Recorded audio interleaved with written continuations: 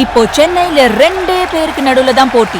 ஒன்னு இஎம்ஐ, இன்னொன்னு rent. Porur, Kattupakkam. Rented ஹவுஸ்னா உங்க ரெண்ட், அவங்க அசர்ட். ஓன் ஹவுஸ்னா உங்க இஎம்ஐ, உங்க assert. For bookings call 8682089820. Stepstone Viram Phase 2. காட்டுப்பாக்கம்ல premium 2 and 3 BHK apartments. Just 79 lakhs all inclusive. இதை வச்சு ஒரு அரசியல் நடந்துகிட்டே இருக்கு ரொம்ப நாளாக. அது எப்படி பண்ணணுன்றத இந்த மாதிரி அரசியல் ஆக்கிறதுக்கு இது நடந்துகிட்டே இருந்தது. இந்த மாதிரியான விஷயங்கள் திமுக கவர்மெண்ட்டில் எஸ்டாப்ளிஷ் ஆகி வெளியே வந்ததுன்னா வரவே இல்லை. இப்படி தான் ஏன் இப்படி பண்ணீங்க, இது ஏன் அது செஞ்சீங்கன்ற கேள்விகள் எவங்கிட்டையும் வைக்கலை. ஆனால் இவங்களாம் அந்த ஒரு பில்டப்பை கொடுப்பாங்க. என்ன நினைப்பில் சரத்குமார் அவர்கள் இதை பேசினாருன்னு எனக்கு தெரியல. இருந்தாலும் இவர் சொல்கிறத பேஸ் பண்ணி நான் சொல்கிறது என்னென்னா, கனிமொழி சோமு என்ன சொல்லியிருக்காங்கன்னா, அரசியலில் இந்த இடத்துல நண்பனும் இல்லை எதிரியும் இல்லைன்ற விஷயத்த சொல்லிட்டு திமுக பாஜக கூட்டணி அமையுன்றது இதை நோக்கி தான் போதா சார் இப்போ அரசியல்? இப்போது இம்மிடியட்டாக போகிறதுக்கான பாசிபிலிட்டிஸ் திமுக கிட்ட இருக்காதுன்னு நான் நம்புறேன். நீ தேர்தல் நெருங்க நேரத்தில் தான் இருக்கும். 7 மணி ஓப்பனாக வாய்ஸ் அவுட் பண்ணியிருக்காரு. தன்னுடைய இருப்பும் காலியாகுதுன்றவங்களுக்கு மட்டும்தான் இந்த பேச்சு வருது. கண்ணு கெட்ட தூரம் நமக்கு அரசியல் செய்யறதுக்கு எதிர்கட்சியாக இருக்கிறதுக்கான பாசிபிலிட்டிஸ் இல்லை.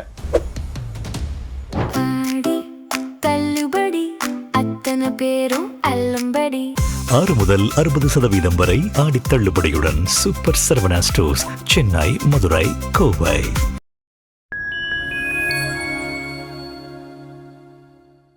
நேயர்களுக்கு வணக்கம். இன்றைய சீக்கெட்டாக் நிகழ்ச்சியில் பல்வேறு அரசியல் மற்றும் சமூக நிகழ்வு குறித்து உங்கள் சீக்கேவோடு பேசவிருக்கிறோம். வாருங்கள் நிகழ்ச்சிக்குள் செல்லலாம். சார் வணக்கம் சார். சார், தமிழ் தாய் வாழ்த்தை எல்லா அரசு நிகழ்ச்சியிலையும் பாடணுன்ற மாதிரி இன்னைக்கு தனி தீர்மானம் நிறைவேறியிருக்கு சட்டமன்றத்தில். இதை எப்படி சார் பார்க்குறீங்க? வரவேற்க வேண்டிய விஷயம் தான். இப்போது இதை வச்சு ஒரு அரசியல் நடந்துகிட்டே இருக்கு ரொம்ப நாளாக. அதை எப்படி பண்ணணுன்றத யோசிச்சுட்டே இருக்காங்க. நீ ஒரு புது கவர்மெண்ட் வரும்போது, அதுவும் பொலிட்டிக்கலாக கவர்மெண்ட் ஃபார்மேஷன்லேயே புதுசாக இருக்கிறவங்களுக்கு சில ஃப்ளாஸ் வரலாம். அதிகாரிகள் செய்கிற தவறு, அதிகாரிகள் தான் எப்போவுமே ஒரு ஃபங்க்ஷனில் இதெல்லாம் இந்த பேக்ரவுண்ட் வேலைலாம் பார்ப்பாங்க. அவங்க செய்கிற சில தவறுகள் அரசாங்கத்தை பாதிக்கப்படும். இந்த மாதிரி அரசியல் ஆக்கிறதுக்கு இது நடந்துகிட்டே இருந்தது. ஓகே, இதே இந்த மாதிரியான விஷயங்கள் திமுக கவர்மெண்ட்டில் எஸ்டாப்ளிஷ் ஆகி வெளியே வந்ததுன்னா வரவே இல்லை.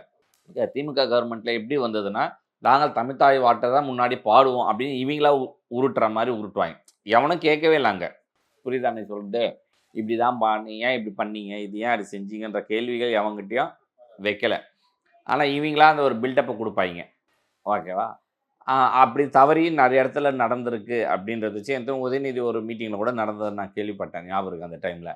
ஸோ இதை யாருமே பெருசாக ப்ரொஜெக்டை பண்ணலை. ஏன் பண்ணலைன்னா, அவங்களுடைய மீடியா மாஃபியான்ற கான்செப்டுக்குள்ளே அது அடங்கிடுது.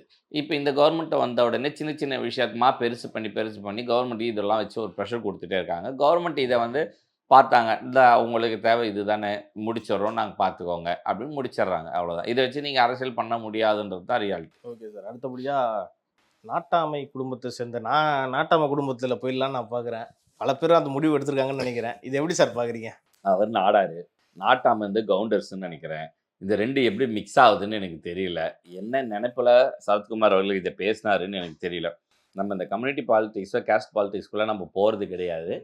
இருந்தாலும் இவர் சொல்கிறத பேஸ் பண்ணி நான் சொல்கிறது என்னென்னா, எனக்கு இதில் ஒரு கிளாரிட்டி இல்லை. இன்னொன்று, பச்சை குத்துறதுன்றது நான் என் பாயிண்ட் ஆஃப் வியூவில் நீட் அண்ட் கிளியராக பார்த்து பண்ணுங்க அப்படின்றது தான் என்னுடைய வேண்டுகோள். ஏன் அப்படின்னா, இன்றைக்கி நீங்கள் ஒரு 3-4 நாளுக்கு முன்னாடி பெங்களூரில் 7000 மாணவர்களுக்கு HIV பாதிப்புன்னு சொல்லி ஒரு நியூஸ் வந்தது. ஓகேவா? என் சர்வேல. அதனால் இப்போ அதை எடுத்துருக்காங்க. பெங்களூரில் மட்டும் இல்லை, தமிழ்நாட்டிலையும் முன்னாடி இருந்த ரேஷியோவை விட HIV ரேஷியோ அதிகமாக இருக்குது. ஸோ இது என்னடானா, HIVனோடனே எல்லாருமே நெகட்டிவாக பார்க்குற கண்ணோட்டத்தில் தான் இருக்கும்.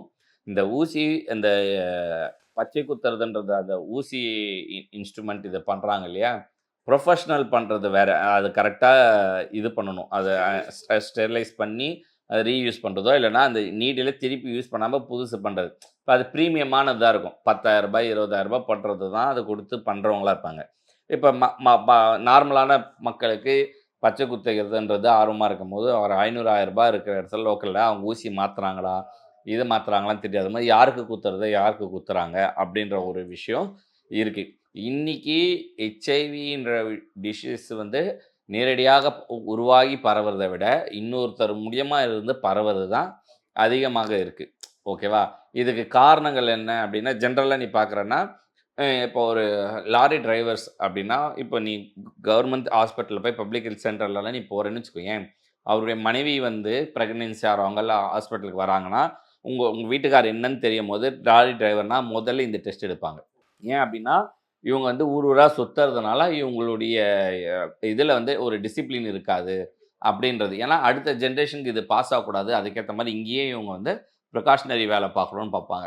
இப்போ இந்த மாதிரி நபர் யாருன்னு தெரியாது, அங்கே குத்துன ஊசி எடுத்துகிட்டு வந்து உனக்கு குத்திடுறாங்க தெரியாமல். அதாவது பச்சை குத்துற விஷயங்கள் பார்த்தோன்னா இது வந்து பரவுது. ஓகேவா? இன்றைக்கி ஹெச்ஐவி பரவுறதில் ஹையஸ்ட் ரேஷியோ வந்து பச்சை குத்துறதுலேருந்து தான் வருது. ஸோ நான் குத்த வேணாம், இதுக்கு இதற்கெல்லாம் நான் வரல. என்னென்னா உங்களுடைய சேஃப்டியை நீங்கள் பார்த்துக்கோங்க. ஸோ நான் நல்ல ஞாபகம் இருக்குது, இன்றைக்கி வந்து நீ டிஸ்போசபிள் இன்ஜெக்ஷன் வந்து ₹2 கொடுத்து வாங்குற அளவுக்கு அதை காஸ்ட் எஃபெக்டிவாக கொண்டு வந்தாங்க. ஓகேவா? ₹5 ₹10 இப்போன்னு நினைக்கிறேன். அது ₹2 காலத்துக்கு கொண்டு வந்தாங்க. அன்றைக்கி காஸ்ட் அது அதிகமாக இருந்துச்சு. இருந்தாலும் ஏன் அதை கஷ்டப்பட்டு கொண்டு வந்தாங்கன்னா, அதுக்கு முன்னாடி நீ பார்த்தோன்னா ஹாஸ்பிட்டலில் ஒரு ஸ்டெரிலைசர் வச்சுருப்பாங்க, ஹீட்டர் மாதிரி ஒரு இது இருக்கும். ஊசி போட்ட ஊசியை அது பீங்காங்க அதுக்குள்ளே போய் போட்டுருவாங்க. அது கொதிச்சு எடுத்ததுக்கப்புறம் திருப்பி எடுத்து இந்த கிளாஸ் நீடில் மாதிரி தான் இருக்கும் இந்த இன்ஜெக்ஷன், இதில் போட்டு போடுறது தான் இருந்தது. இதை ஒழிச்சா இதனால் பரவுதுன்றதை கண்டுபிடிச்சி இதை ஒழிச்சு தான் நார்மல் இன்ஜெக்ஷன்ஸை வந்து டிஸ்போசபிள் இன்ஜெக்ஷனை ஹைலைட் பண்ணியே ஆகணும், கொண்டு வரணுன்றதை கொண்டு வந்தது கவர்மெண்ட்டு. எந்த ஹாஸ்பிட்டலுமே வந்து ரீயூசபிள் பண்ணக்கூடாதுன்னு. இப்போ இது இருந்த மாதிரி இந்த பச்சை குத்துறதையுமே ரெகுலைசேஷன் கவர்மெண்ட் பண்ண வேண்டிய கட்டாயத்தில் இருக்குதுன்னு கவர்மெண்ட்டுக்கு நான் வேண்டுகோள் வைக்கிறேன். ஏன்னா இந்த இன்ஜெக்ஷன்றது இந்த ஊசிகள்ன்றதுனால பரவுறது அதிகமாக இருக்குன்னு ஒரு சர்வே ரிப்போர்ட் இருக்குது. ஸோ இதை வந்து மக்களும் விழிப்புணர்வோடு இருக்கணும், அரசாங்கமும் இதுக்கு இன்னும் மெனக்கிடணும்.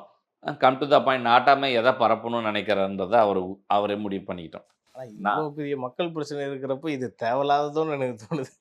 தேவையில்லாத பச்சை குத்திக்கிறதுன்றது அவங்கவுங்க சுய விருப்பம். அதில் ஏதோ ஒரு பாதிப்புனா அது அவங்க காரணமாகிடுறாங்க, புரியுதா? ஆனால் நீ சொல்லி ஒரு விஷயம் செய்யும் போது அதனால் பாதிப்பு அவனுக்கு ஏதாவது நடந்ததுன்னா அந்த பாதிப்புக்கு யார் காரணம், யார் பொறுப்பு இருக்குது? இதெல்லாம் தேவையில்லாத விஷயம். இப்போ ஒரு அரசியல் தலைவராக இருந்தால் உன் வீட்டு முன்னாடி கொடி ஏற்றுன்னு சொல்லு, எனக்கு ஒரு பேனர் வெயின்னு சொல்லு, ஒரு போஸ்டர், அந்த கலாச்சாரமே இப்போ ஒழியணும்னு மக்களுக்கு தான் நல்ல பணி செய்யணும்னு சொல்லு. நான் சொல்கிறது நீ ஹைலைட் பண்ணிக்கணும்னு நினைக்கிறீங்கன்னா சொல்கிறேன். நீங்கள் இன்னார் தான் அப்படின்னு நீங்கள் காமிச்சிக்கணும்னு நினைக்கிறவங்களுக்கு மக்கள் என்னன்றதை வேறு, அது அவங்களுடைய இண்டிவிஜுவலிட்டியாக போயிடும். இந்த மாதிரி எதாவது பண்ணிட்டு போங்க. சும்மா அதை இந்த மாதிரி தேவையில்லாம சொல்லிட்டாருன்னு ஆர்வமாக போய் லோக்கலில் எங்கேயா பண்ணிக்கிட்டு அதுலேருந்து எதாவது பரவிச்சுன்னா யார் அதை அந்த பாதிப்பின் பொறுப்பை யார் எடுக்கிறது? இது அன்வான்டுன்னு நான் நினைக்கிறேன். ஆக்சுவலாக நீங்கள் இந்த பச்சை குத்துறதை பற்றி பேசிகிட்டு இருக்கிறப்ப சரத்குமாருக்கு அந்த செக் மோசடி வழக்கு வந்துச்சு சார், அதுக்கு சம்மன் கொடுத்துருக்காங்க சார். அதை ஒட்டி தான் இதை பேசிக்கிட்டு வர்றாருன்னா ஏதோ லிங்க் இருக்குன்னு நினைக்கிறீங்களா? ஒன்று சும்மா தன்னுடைய இருப்பை காமிச்சிக்கிறது. இப்போ அவருக்கு அந்த இருப்பே இல்லைப்பா. முதல்ல நீ காமிக்கிறேன் இருக்கிறத வச்சு ஏதோ ஓட்டிகிட்டு போகிறாங்க, புரியுதா? அதை போய் நம்ம பேசி என்ன பண்ண முடியுது? ஒன்றும் இல்லை, ஒன்றும் கிடையாது. சரி, ராதிகா இருக்காங்க, ராதிகா ரேடனை திருப்பி போட்டால் நாடாருன்னுவாங்க. ரைட்டு, பாருங்க, இதெல்லாம் தெரியாமல் நம்ம முட்டாளாக இருக்கிறவங்க நம்மளுடைய வேலை இவ்வளோதான் இருக்கும். இதை பற்றி பெருசாக உட்காந்து ஆராயறதுக்கெல்லாம் ஒன்றும் இல்லைங்கிறீங்க. Right sir.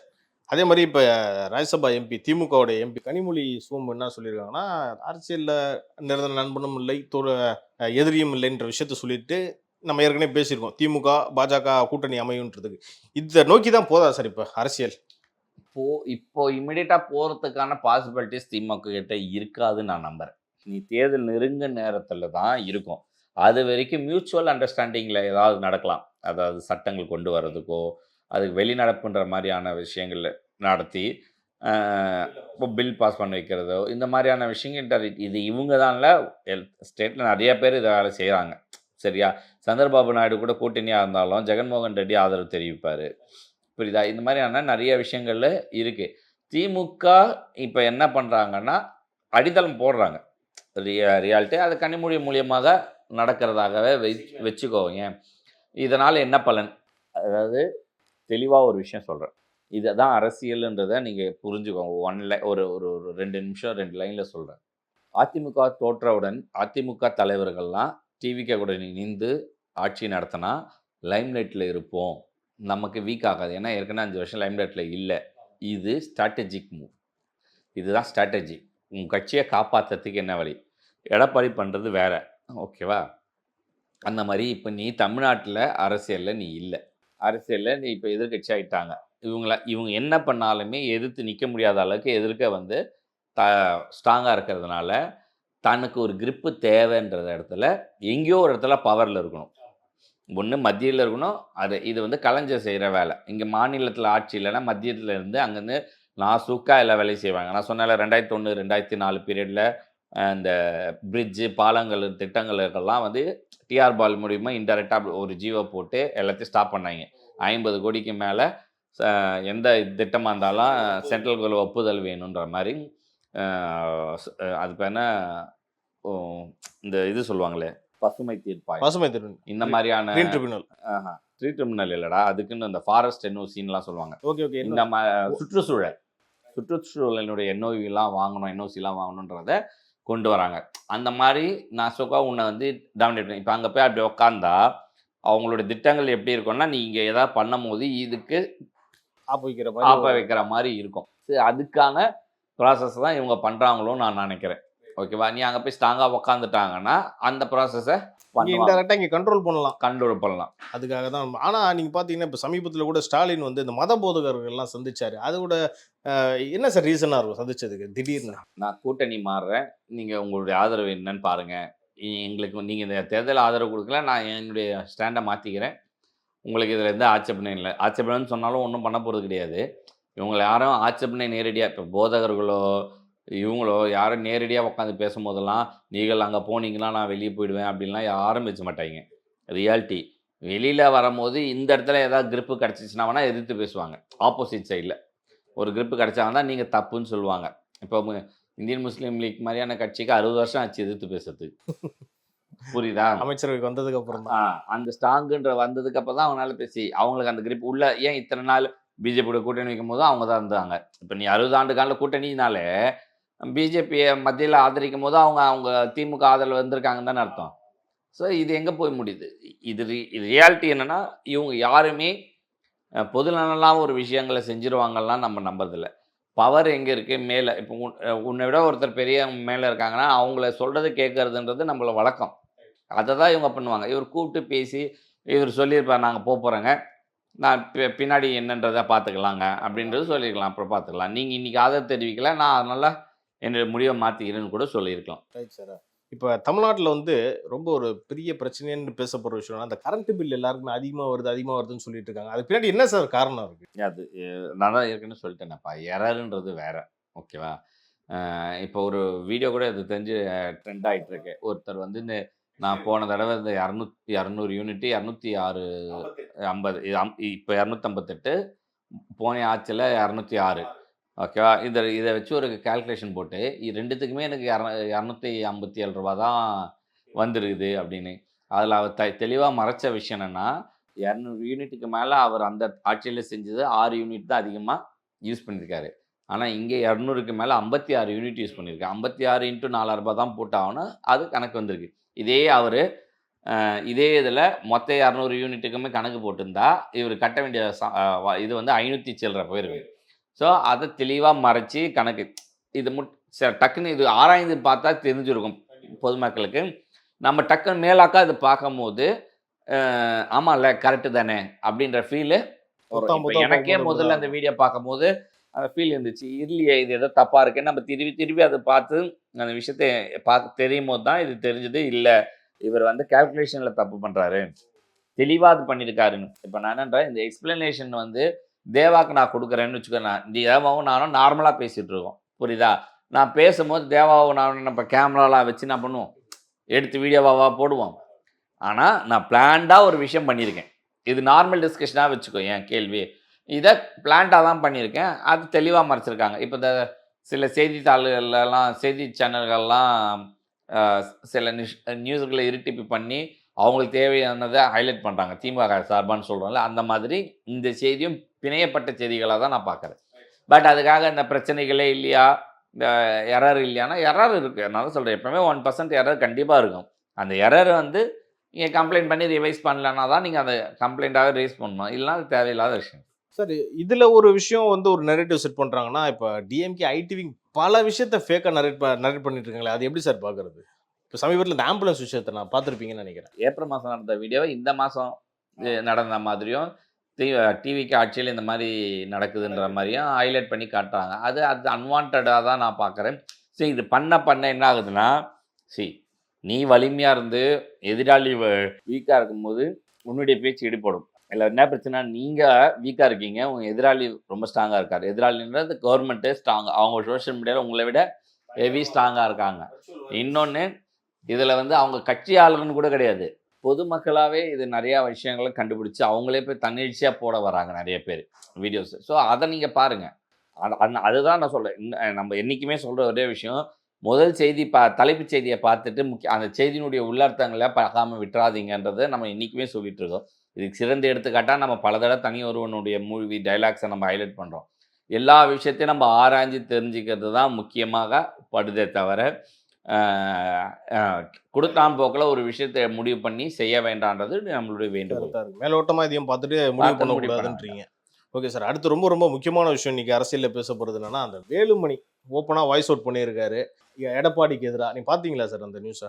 பார்த்தேன். நான் சொல்கிறேன், முதல்ல இங்கே வந்தார், திருப்பி அங்கே போனார், திருப்பி இங்கே வராரு. என்னென்னா, தன்னுடைய இருப்பும் காலியாகுதுன்றவங்களுக்கு மட்டும்தான் இந்த பேச்சு வருது. இத்தனை நாள் கட்சி காலியாகுது, இல்லை இன்னொருத்தர் வராங்க, இல்லை இப்போ எக்ஸாம்பிள் அவர் சொல்கிறது சசிகலா அம்மையார் இணைக்கணுன்றது ஆக்சுவலாக இவங்க நடுவில் மெனக்கெட்டுருக்காங்க. அது நிறைய லாபி எனக்கு தெரியும், எப்பப்போ நடந்தது, எந்த மாதிரியான மீட்டிங் நடந்தது, வேலுமணி மெனக்கெட்ட தெரியும். ஏதோ ஒரு மூலியமாக எடுத்து பண்ணாங்க. இத்தனை நாள் இருக்கிற எல்லாரையும் பலிகாட்டை ஆக்கிட்டு கடைசியாக இப்போ வந்து வேலுமணியே இறங்கியிருக்காப்புல. அதுதான் ரியாலிட்டி. ஸோ இப்போ பண்ண வேண்டிய கட்டாயத்தில் இருக்க ஒரே காரணம் என்னென்னா, சவுத் சைடு இப்போ விஜயபாஸ்கரும் அந்த பக்கம் போயிடும் போது இன்னும் வீக் ஆகிடுச்சுன்னா நம்ம இனிமேல் ஜென்மத்துக்கு ஆட்சிக்கு வர முடியாதுன்றதை முடிவு பண்ணாங்க. நீ கொங்கு பெல்ட்டில் இருக்கிற 70 சீட்டை இல்லை 70 சேர்த்து ஜெயிச்சிட்டா கூட நீ ஆட்சி அமைக்க முடியாது. ஸோ அதனால் அந்த பாசிபிலிட்டிஸ் உங்களுக்கு இல்லைன்றது அவங்களுக்கு புரிஞ்சு போச்சு. இனி கண்ணு கெட்டுற தூரம் நமக்கு அரசியல் செய்கிறதுக்கு எதிர்கட்சியாக இருக்கிறதுக்கான பாசிபிலிட்டிஸ் இல்லை. ஆனால் நான் திருப்பி சொல்கிறது என்னென்னா, சசிகலா அம்மையார்கள்லாம் இணைஞ்சு இவங்க ஸ்ட்ராங்காக்குனா ரியலாக சொல்கிறேன், ஏடிஎம்கே இஸ் ஆப்பனண்ட்டாக வரும். ஆமாம், ஏன் அப்படின்னா இங்கே நம்ம ஏற்கனவே பேசினது தான், டிவிகே உடைய ஓட்டு நாட் டிஎம்கே சப்போர்ட்டர்ஸ் ஓட்டு, டிஎம்கே ஹேட்டர்ஸ் ஓட்டு தான் அப்படின்னு நான் சொன்னேன். ஹேட்டர்ஸ் ஓட்டில் முக்கால்வாசி வந்து நாத்திகம் எல்லாம் கலந்தவங்க இருக்காங்க. அதிமுகவுடைய ஓட்டுமே இருக்கும். 2 கோடி ஓட்டு இருந்தது, இப்போ 1 கோடியாக இருக்குன்னா அந்த 1 கோடி ஓட்டு உங்களுக்கு தான் ட்ரான்ஸ்ஃபர் இருக்குது. ஸோ நான் அந்த ஐடியாலஜியில் தான் நம்ம ஃபாலோ பண்ணணும். பட் டிவிகே கவர்மெண்ட் டிஎம்கே ஐடியாலஜியை டேக் ஓவர் பண்ணிட்டாங்க. ஸோ அந்த அலையன்ஸ் பார்ட்டியில் உள்ள வந்து இவரை வந்து கண்ட்ரோல் எடுத்துட்டாங்க. இதுதான் இனிமேல் இவங்க ஐடியாலஜின்னு வந்துச்சு. அப்போ அந்த ஆப்பனண்ட் இருக்கு இல்லையா, ஏடிஎம்கேக்கான ஓட் பேங்க்கான ஒரு ஐடியாலஜி குரூப் இருக்குல்ல, அது இன்னும் வேகன்சியில் தான் இருக்குது. ஸோ அந்த வேகன்சி இருக்கும் பட்சத்தில் டேக் ஓவர் பண்ணுற லீடர் கரெக்டாக இங்கே இருந்தால், எல்லாத்தையும் அரவணைக்கிற மாதிரி இருந்தால் திமுக டவுன் ஆகிடும்.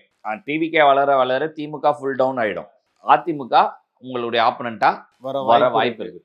ஸோ இந்த ஆப்பர்ச்சுனிட்டியை எப்படி நம்ம யூட்டிலைஸ் பண்ணுறதுன்றது தான் பார்க்கணும். அப்போ நீங்கள் சொல்கிற மாதிரி பார்த்தாக்கிட்டா கூட இப்போ டிஎம்கே நாளைக்கு என்ன சார் ஆகும்? ஒருவேளை இது நடந்தால் ஃபியூச்சரில் டிஎம்கேவோட நிலைமை என்ன மாதிரி இருக்கும்?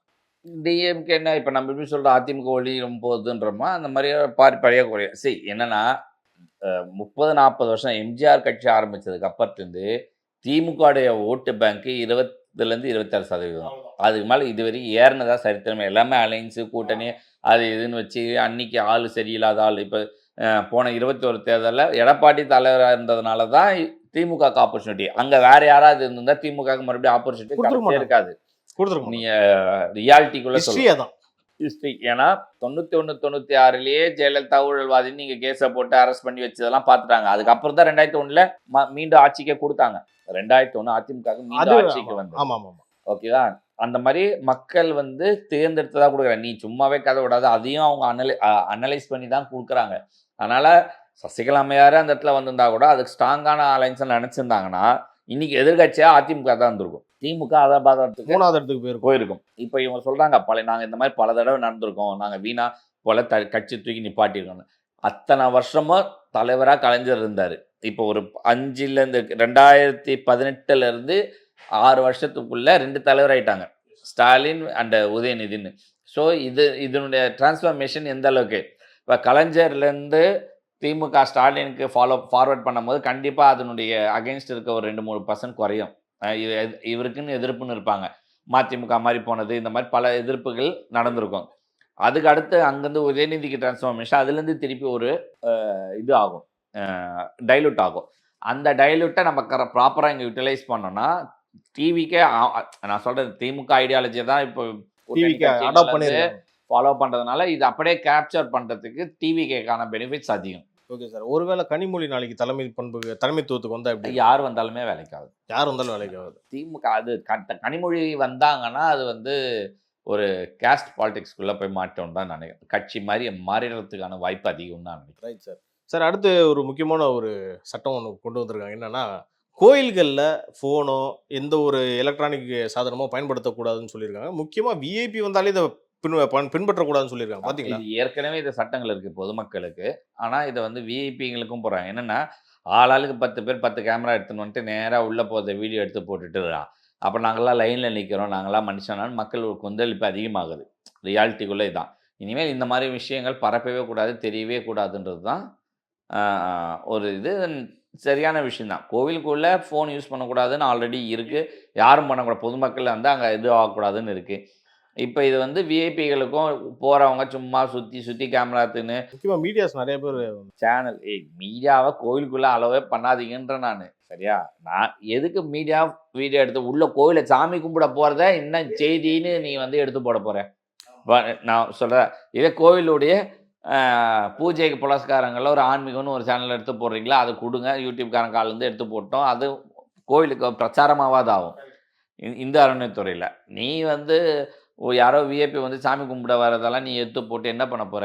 நேற்று இவர் விக்ரம் பிரபுன்னு நினைக்கிறேன், அவர் குடும்பத்தோட போய் கும்பிட்டுருக்காரு, அதை எடுத்து வீடியோ போட்டுருக்கான்னு ஒன்றும் புரியல. அதை எதுக்கு எடுக்கிறீங்க? ஃபர்ஸ்ட் ட்ரெண்ட் ஆகுதுரா, சும்மா அவங்க பேஜில் போடும்போது அவங்களோட வியூஸ் அதிகமாகுது, ஃபாலோவர்ஸ் அதிகமாகுது. இதுதான் இப்போ பிரச்சனையே. அதுதான் அதான் ஏதோ ஒரு இதில் நேற்று நான் பார்த்தேன், யார் வேணால் இப்போ கருத்து சொல்லலாம்னு ஆயிடுச்சுல்ல அப்படின்னு சோஷியல் மீடியாவை பற்றி சசிகுமார் வந்து வதந்தின்ற ஒரு சீரியஸில் பேசியிருப்பாப்புல. ஆனால் அது பாசிட்டிவாக தான் நான் பார்க்குறேன், ஆனால் அதில் நெகட்டிவும் இருக்குது. சரியா? கருத்துன்றது வேற, கருத்து திணிப்புன்றது வேற, கருத்தை கட்டமைக்கிறதுன்றது வேற. இப்போ கருத்துன்றது நீயும் நானும் பேச நம்மளுடைய கருத்தாக நம்ம பதிவு பண்ணுறோம். கருத்து கட்டமைக்கிறதுனா என்னென்னா, இல்லாத ஒன்றை இருக்கிற மாதிரி உருவாக்குறது, அதுதான் நெரேட்டிவ். அதை வந்து நமக்கு கண்ணுக்கு தெரியாமல் இத்தனை நாள் பண்ணிட்டு இருந்தாங்க. சோஷியல் மீடியாவில் இதை பண்ணுறாங்க. சொல்ல போனால் பயங்கரமாக வைரலாக பண்ணிக்கிட்டு இருக்காங்க இன்றைக்கி. அதை அவாய்ட் பண்ணணும், அது சேஞ்சஸ் கொண்டு போகணுன்றது தான் நம்மளுடைய கருத்தாக இருக்குது சார். ஓகே சார், இறுதியாக ஒரு கேள்வி. தமிழ்நாட்டில் பிறப்பு விகிதம் ரொம்ப கம்மியாக இருக்குது, குழந்தைகள் வந்து கொஞ்சம் அதிகமாக பெற்றுக்கோங்கன்ற மாதிரி ஹெல்த் மினிஸ்டர் சொல்லியிருக்காரு சார். மத்திய அமைச்சர்களும் சில பேர் கூட சொல்லியிருக்காங்க ஆல்ரெடி. இந்தியா இதுக்கு அந்த என்ன இது ரீசன்னா, இந்த சைனாவில் வந்து இதே பாப்புலேஷன் நமக்கு ஈக்குவலாக இருந்தாலும் இப்போ குறைய ஆரம்பிச்சிருக்கு. ஏன்னா வயதானவர்களுடைய எண்ணிக்கை அதிகமாக இருக்குது, இளைஞர்கள் எண்ணிக்கை குறைவாக இருக்குது. இது இப்போ நமக்கு இளைஞர்கள் எண்ணிக்கை அதிகமாக இருக்குது, வயதானவர்கள் குறைவாக இருக்குது. அடுத்த 30 வருஷத்துக்குள்ளே பார்த்தா நம்மளும் சைனா மாதிரி மாறிடும். நம்ம ஒரு சூப்பர் பவருக்கு வரும்போது நம்மளால் வேலை செய்ய முடியாத ஆட்கள் அதிகமாக இருக்கிற மாதிரி இருக்கும். ஸோ இந்த ஜென்ரேஷனை நம்ம ஃபார்ம் பண்ணால் தான் அப்போது அடுத்த ஜென்ரேஷன் வரும்போது நம்ம அந்த சூப்பர் பவருக்குள்ளே போகிறதுக்கான வாய்ப்பு இருக்குது அப்படின்றது தான் இதனுடைய மேஜர் க்ரைட்டீரியா. அது தமிழ்நாடுன்னு பிரித்தாலும் சரி, இந்தியான்னு ஒன்றா பார்த்தாலும் சரி, எல்லா இடத்துலையுமே பாப்புலேஷன் டெவலப்மெண்ட் தேவைப்படுது.